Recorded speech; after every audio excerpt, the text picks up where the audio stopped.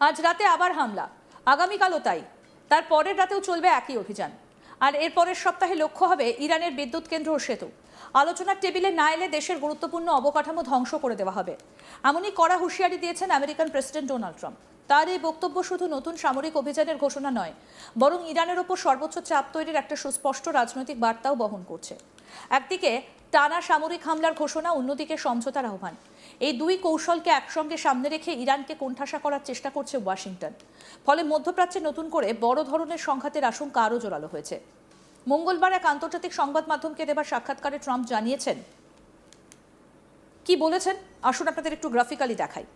ইরানের সামরিক সক্ষমতা অনেকটাই কমিয়ে দেওয়া হয়েছে। আর এই হামলা চলবে কি না? হ্যাঁ, চলবে। আমি যতক্ষণ না বলছি যথেষ্ট হয়েছে ততক্ষণ অভিযান চলতেই থাকবে। সামরিক ভাষায় যাকে সক্ষমতা কমিয়ে আনা বলা হয় সেটাই আমরা করেছি। তবে তাদের কিছুটা লড়াই করার ক্ষমতা এখনও আছে। এটা একজন শক্তিশালী বক্সারের মতো। আপনি ভাবলেন তাকে হারিয়ে দিয়েছেন, কিন্তু সে আবার ঘুরে দাঁড়িয়ে পাল্টা আঘাত করলো। তাই তাদের কিছু শক্তি এখনও আছে, যদিও সেটা খুব বেশি নয়। আর যদি তাদের পুরোপুরি দুর্বল করে ফেলতে হয় তাহলে সেটা আমরা করব। জ্বালানি স্থাপনার বিষয়ে এখনই বিস্তারিত বলছি না, সেটা দেশের জন্য রেখে দিচ্ছি। তবে শেষ পর্যন্ত সেগুলোও আমাদের টার্গেট হবে। আজ রাতে আমরা খুব শক্তিশালী হামলা চালাবো। আগামীকাল রাতেও একইভাবে হামলা হবে। তার পরের রাতেও তাই হবে। এর পরের সপ্তাহে তাদের পরিস্থিতি আরও খারাপ হবে। তখন আমাদের লক্ষ্য হবে বিদ্যুৎ কেন্দ্র ও সেতু। তারা যদি আলোচনার টেবিলে না আসে তাহলে আমরা তাদের সব বিদ্যুৎ কেন্দ্র এবং সেতু ধ্বংস করে দেব। আমি মনে করি তাদের সামনে সমঝোতা ছাড়া আর কোনো পথ নেই। প্রায় 1 ঘন্টা আগেও তাদের কাছে বার্তা গেছে, সমঝোতা করে নাও, কারণ প্রতিবার তারা চুক্তিভঙ্গ করেছে। আমরা বেসামরিক মানুষের নিরাপত্তার ব্যাপারে অত্যন্ত সতর্ক, কিন্তু আমি তাদের স্পষ্ট করে বলেছি সমঝোতা করাই ভালো, না হলে শেষ পর্যন্ত কিছুই অবশিষ্ট থাকবে না। তারা শেষ পর্যন্ত সমঝোতা করবে কিনা সেটা আমি জানি না, তবে আমার বিশ্বাস তাদের সেটাই করা উচিত।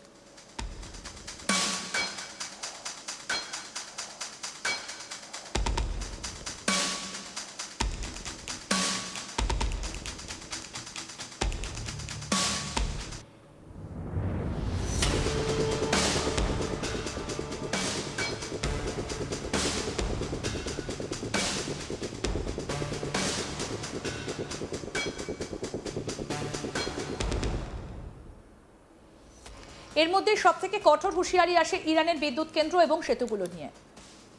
ট্রাম্প বলেন, ইরান যদি আলোচনার টেবিলে ফিরে না আসে তাহলে দেশটার সব বিদ্যুৎ কেন্দ্র এবং গুরুত্বপূর্ণ সেতু ধ্বংস করে দেওয়া হবে। তার দাবি, সামরিক চাপ বাড়ানোর মূল উদ্দেশ্যই হচ্ছে তেহরানকে আলোচনায় ফিরিয়ে আনা। ট্রাম্পের অভিযোগ, অতীতের প্রতিটা সমঝোতায় ইরান চুক্তিভঙ্গ করেছে, তাই এবার কঠোর অবস্থান নেওয়া ছাড়া অন্য কোনো বিকল্প নেই বলে মনে করছে আমেরিকা। তিনি জানান, প্রায় 1 ঘন্টা আগেও ইরানের কাছে বার্তা পাঠানো হয়েছে যাতে দ্রুত আলোচনায় ফিরে আসার আহ্বান জানানো হয়েছে তাদেরকে। যদিও সামরিক অভিযানের ঘোষণা দিয়েছেন, তবুও বেসামরিক মানুষের নিরাপত্তার বিষয়ে সতর্ক থাকার দাবি করেছেন ট্রাম্প। তার ভাষায়, আমেরিকা হামলার সময় সাধারণ মানুষের ক্ষয়ক্ষতি যতটা সম্ভব এড়িয়ে চলার চেষ্টা করছে। তবে তিনি একই সঙ্গে সতর্ক করে বলেন, সমঝোতা না হলে শেষ পর্যন্ত ইরানের জন্য পরিস্থিতি আরও ভয়াবহ হয়ে উঠবে। বিশ্লেষকদের মতে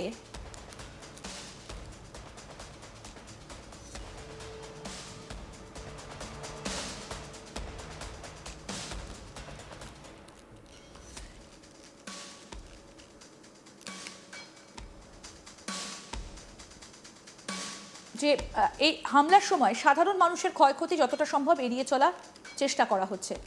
তবে একই সঙ্গে সতর্ক করে বলছেন, সমঝোতা না হলে শেষ পর্যন্ত ইরানের জন্য পরিস্থিতি আরও ভয়াবহ হয়ে উঠবে। আর বিশ্লেষকদের মতে ট্রাম্পের এই বক্তব্য মূলত সর্বোচ্চ চাপ প্রয়োগ কৌশলেরই অংশ। সামরিক অভিযান, অর্থনৈতিক চাপ এবং কূটনৈতিক বার্তা, এই 3টে মাধ্যমকে একসঙ্গে ব্যবহার করে ইরানকে আলোচনায় বসাতে চাইছে আমেরিকা।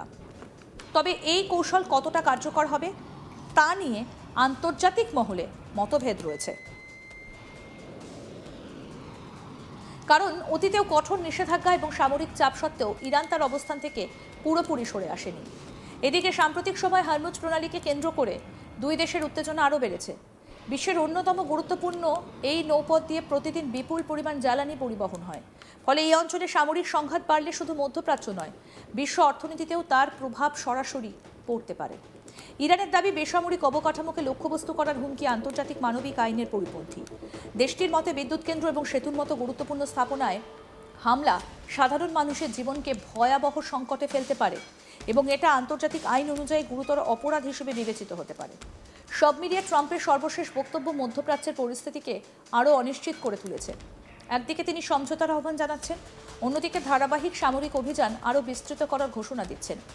ইরান যদি আলোচনায় না আসে তাহলে দেশটার গুরুত্বপূর্ণ অবকাঠামোকে লক্ষ্য করে হামলা চালানোর যে হুঁশিয়ারি তিনি দিয়েছেন তা শুধু দুদেশের সম্পর্ককেই নয়, গোটা অঞ্চলের নিরাপত্তা পরিস্থিতিকেও নতুন করে সংকটের মুখে দাঁড় করিয়েছে।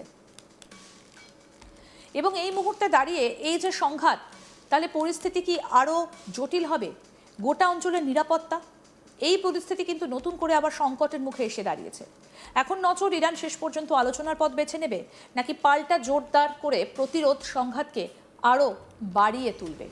সম্প্রতি ইরানের হিটলিস্টে রয়েছেন ডোনাল্ড ট্রাম্প। ইরান তাকে মেরে ফেলতে পারে এমন আশঙ্কার কথা আগেই জানিয়েছিলেন আমেরিকান প্রেসিডেন্ট ডোনাল্ড ট্রাম্প। সদ্য আরও কড়া বার্তা দিয়েছেন তিনি। ট্রাম্পের দাবি, যদি তাকে মেরে ফেলা হয় তাহলে ইরানের বিরুদ্ধে এমন ভয়ঙ্কর সামরিক হামলা চালানো হবে যা আগে কখনো দেখেনি তেহরান। এক সংবাদ মাধ্যমকে দেওয়া সাক্ষাৎকারে ট্রাম্প জানিয়েছেন তার ওপর কোনো ধরনের হামলা হলে ইরানে ব্যাপক বোমা বর্ষণের নির্দেশ তিনি আগেই দিয়ে রেখেছেন।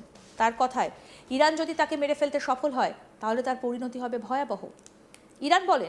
ট্রাম্প বলেন, ইরান বহু বছর ধরেই আমাকে মেরে ফেলতে চায়। আমি দীর্ঘদিন ধরেই তাদের লক্ষ্যবস্তুর তালিকায় রয়েছি। পরিস্থিতি এটাই।